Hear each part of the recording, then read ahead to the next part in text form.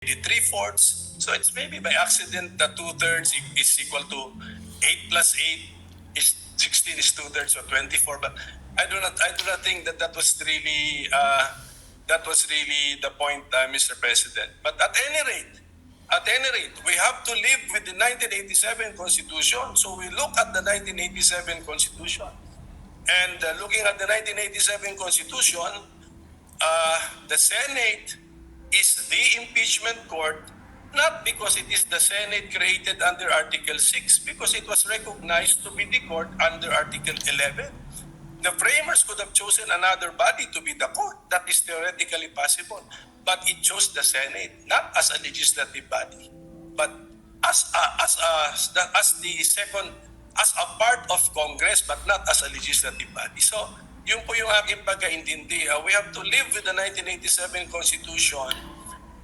We copied generally the idea siguro sa United States, but let's not be so beholden to their practices and rulings kasi iba na rin po, iba talaga ang sitwasyon natin. And I think textually speaking, my position is supported that although we keep on saying Senate, but this is not Senate as the other half of Congress, but this is the Senate chosen under Article 11 to be the impeachment court. So iba po ito. And then may paragraph 8 doon, sinabi, Congress shall also issue the rules to give life to the accountability of public officers. So, and we have done that. So, kaya ang aking stand actually is the Senate as an institution is the impeachment court. So the member judges can change.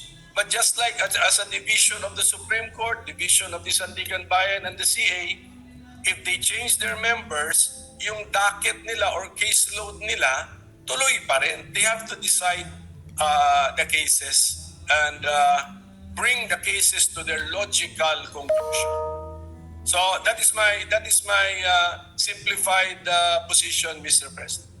So one last question, Mr. President, if the good gentleman would accede. Ang ibig sabihin po nito, Mr. President, is that the Senate now, under the 19th Congress, is empowered, is authorized to confer a jurisdiction to another Senate, which would be forthcoming, the Senate of the 20th Congress. So, allowed po ba tayo under the Constitution to transfer pending business, or should it follow likewise, using your logic, the traditional norm of having it refiled and reset starting from zero? Similar to the bills. Yes, yun na nga. So, ibig ko sabihin, Mr. President, what would prevent the 19th Congress from passing on the impeachment case, not just to the 20th Congress, but to the 21st Congress? And I implore the good minority leader that all the provisions mentioned a while ago, which are correct, should likewise be read together with the constitutional provision that there should be only one impeachment case filed per year against the same respondent, Mr. President. Alam nyo ba, Mr. President, na yung rule na yung legislative workload natin ay magre-reset pag may bagong kongreso? Alam nyo ba na wala sa Constitution yun? Nasa rules natin yun. Oh. Ang rules natin, promulgated natin because of the power given to us by the Constitution. But the Constitution does not specify that. Actually, we could have written na yung pumasa na ng third reading, itrato natin na third reading na rin. We could do that, but we did not do it. So policy lang po yun na reset natin as far as legislative workload is concerned. Pagdating naman sa impeachment judicial workload of the Senate as an impeachment court, I propose or I give the interpretation that caseload remains. Ang nagbago lang are the member judges. Just like, I think we can easily envision sa Supreme Court, nagbabago, divisions ng CA, divisions sa Sandigan Bayan, but the caseload remains. So I think we can mentally separate the two kasi Article 6 yung legislative workload, Article 11 yung impeachment workload.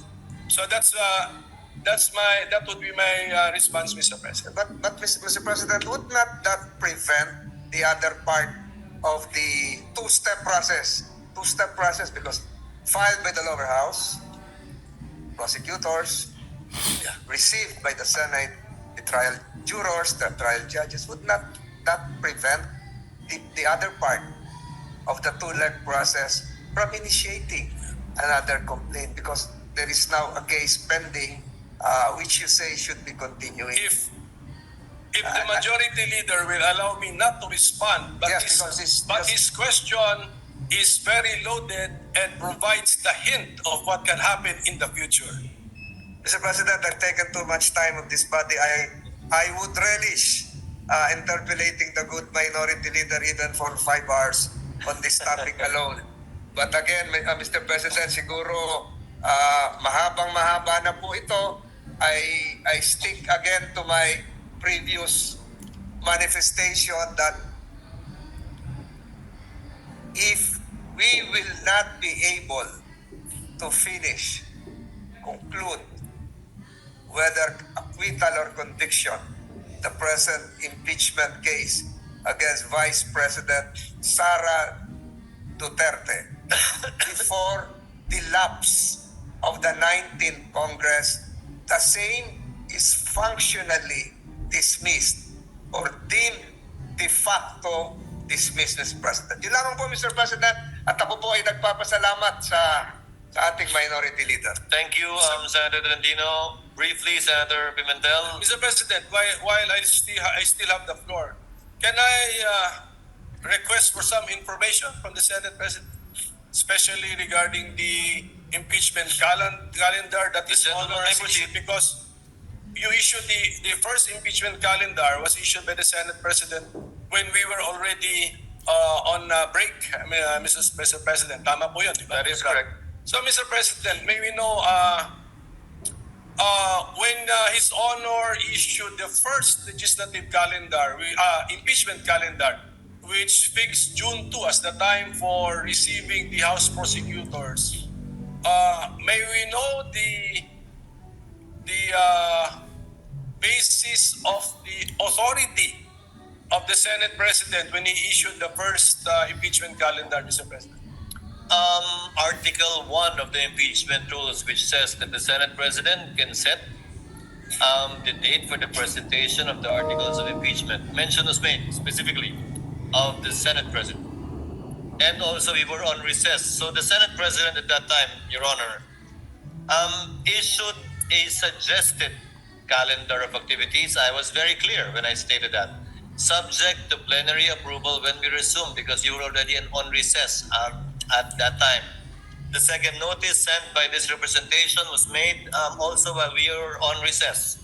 And I also stated that it was subject to plenary approval and or reversal as the case may be given the load that we need to take up after the LEDAC meeting. So yes, Mr. President, I noticed that no one from the majority was complaining about the original or initial impeachment calendar issued by the Senate President. So we were all looking forward to the date where there should be some action on the impeachment, which is Yes. June 2. Supposedly, yes. Yes, supposed to be. Kaninang 4 o'clock yung the prosecutors of the House of Representatives should have appeared before us to read the articles of impeachment. But then this was changed. So from June 2, changed by the Senate President also, now it's June 11 at 4 p.m. So if the authority used to issue the original calendar was based on the fact that we were on break, now that we are not on break, could not have the Senate President waited for 3 p.m. and then we discussed moving the June 2 4 p.m. to June 11 4 p.m.? Because, Your Honor, notice had to be given to the House with respect to the proposed change in schedule. And we could not decide on moving it after the House members are already here in the Senate. That was the reason behind it. That was his Honor's judgment call, Mr. President. Yes, Mr. President. Yes, Your Honor.